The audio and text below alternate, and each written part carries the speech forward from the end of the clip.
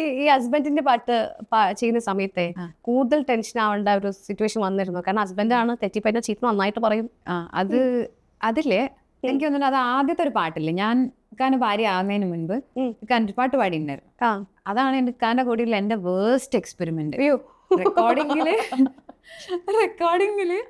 എന്റെ ഏറ്റവും, ഞാനൊരു 5ാം ക്ലാസ് ഒക്കെ മുതൽ റെക്കോർഡിങ്സ് ചെയ്യുന്നതാണ്. എന്റെ വാപ്സിന്റെ പാട്ടുകളാണെങ്കിലും ഒക്കെ പാടാറുണ്ട്.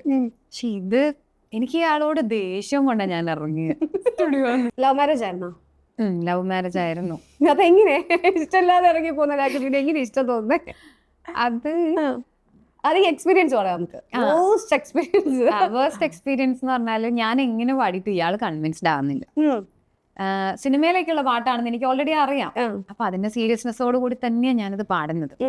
പക്ഷെ സ്റ്റിൽ എല്ലാ മ്യൂസിക് ഡയറക്ടേഴ്സും പല പല രീതിയിലായിരിക്കും അവർ പറഞ്ഞു തരുന്നത്, അവർ എക്സ്പെക്ട് ചെയ്യുന്നത്. അപ്പം അത് നമുക്ക് മനസ്സിലാക്കി എടുക്കാൻ തന്നെ കുറച്ച് സമയം എടുക്കാറുണ്ട്. അപ്പൊ പുള്ളി ഒരു പുതിയ മ്യൂസിക് ഡയറക്ടറാണ് എന്നെ സംബന്ധിച്ചിടത്തോളം. ഞാൻ പുള്ളിയെ മനസ്സിലാക്കി വരുന്നേ ഉള്ളൂ. പുള്ളിയുടെ ആവശ്യങ്ങളൊക്കെ എനിക്ക് മനസ്സിലായി വരുന്നത് പോലെ ഞാൻ ചെയ്യുന്നുണ്ട്.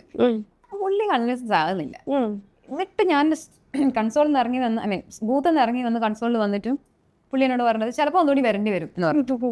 ജാടാ എനിക്ക് ഇയാളെ ഞാൻ പറഞ്ഞ് ഓക്കെ വിളിച്ചോ കുഴപ്പമില്ല ഞാൻ വന്നോളാട്ടോ. പക്ഷെ ഞാനങ്ങനെ വെറുപ്പൊന്നും മുഖത്ത് കാണിച്ചിട്ടില്ല.